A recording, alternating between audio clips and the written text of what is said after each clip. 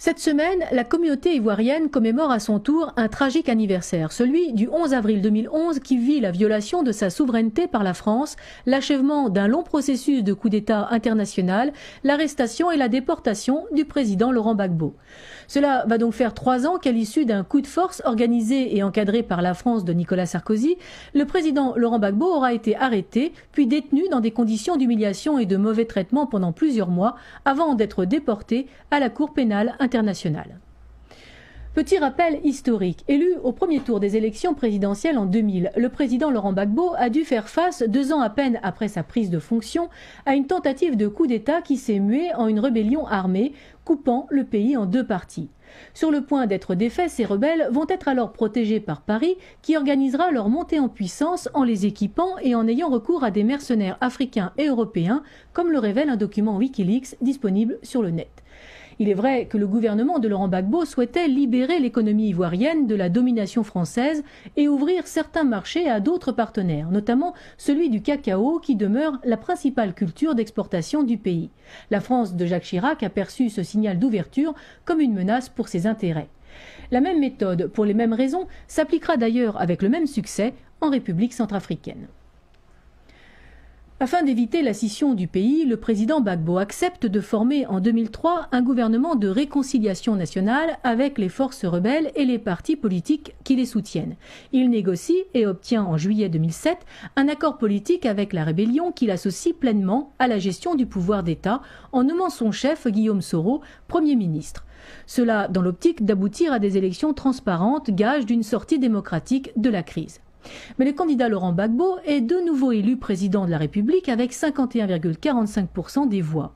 Alors, contre toute attente, Nicolas Sarkozy, président de la République française et accessoirement ami intime d'Alassane Dramane Ouattara, conteste la décision du Conseil constitutionnel.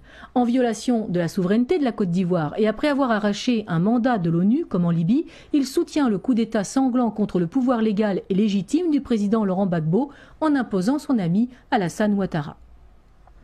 3 ans après, le régime de Ouattara affiche son incapacité à réconcilier les Ivoiriens. Au contraire, depuis ce 11 avril 2011 et jusqu'à ce jour, des proches, des sympathisants du président Laurent Gbagbo, des militants du Front populaire ivoirien en particulier et des Ivoiriens en général, sont dépossédés de leurs biens, pourchassés, pillés, persécutés, arrêtés, détenus sans jugement, torturés, violés, tués ou contraints à l'exil.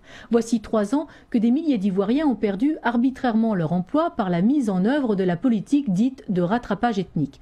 3 ans que des maisons et des sites privés sont occupés illégalement par des rebelles. 3 ans que l'économie ivoirienne ne subsiste que grâce aux fonds du FMI. Voici 3 ans que le président Laurent Gbagbo, auteur du célèbre slogan « Asseyons-nous et discutons » et qui est à l'origine du multipartisme en Côte d'Ivoire, a été renversé et déporté le 29 novembre 2011 à la CPI où il est arbitrairement détenu et où vient de le rejoindre Charles Blé Goudé, accusé tout comme lui des mêmes crimes contre l'humanité, viols, persécutions et autres actes inhumains. Tribun hors pair, Blé Goudé n'a jamais tenu une arme, mais il a toujours su mobiliser et galvaniser la résistance face aux attaques des rebelles nordistes et à l'intervention militaire française. Il a été également un acteur central du processus de paix initié par le président Gbagbo en direction des forces rebelles malgré leurs crimes en prônant la réconciliation nationale dans l'ensemble de la Côte d'Ivoire. Jusqu'à présent, ni les juges ivoiriens ni les juges du TPI ne parviennent visiblement à confirmer les charges, à tel point que le président Gbagbo pourrait très prochainement profiter d'une liberté conditionnelle et résider en Belgique le temps de son procès. Pendant cette période de troubles post-électoral, les pro-Ouattara se sont également rendus coupables d'exactions. Et là, les témoignages, les preuves et les cadavres ne manquent pas. Formant un véritable pouvoir politico-mafieux, des chefs de guerre, aujourd'hui au plus haut poste des forces de sécurité ou ayant pris le pouvoir des principaux secteurs économiques et politiques, seraient visés par la CPI. Étrangement, aucune enquête n'a encore été diligentée contre ceux qui continuent leur entreprise de pillage systématique de la Côte d'Ivoire. Entre l'emprisonnement continuel des partisans de Laurent Gbagbo, l'insécurité permanente, le gangstérisme au sommet de l'État, la préférence étrangère et la paupérisation des couches sociales, Ouattara démontre bien qu'il fait partie de cette mafia mondiale, cette même oligarchie qui entend dominer les peuples et s'accaparer les richesses. Laurent Gbagbo libre, l'ancien cadre du FMI Ouattara sait d'avance que le jugement des urnes se retournera contre lui, car il n'a aucun lien fusionnel avec le peuple ivoirien.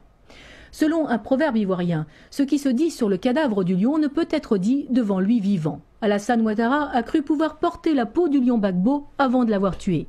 Mais c'est au peuple ivoirien de décider dorénavant de son avenir, s'il le peut encore.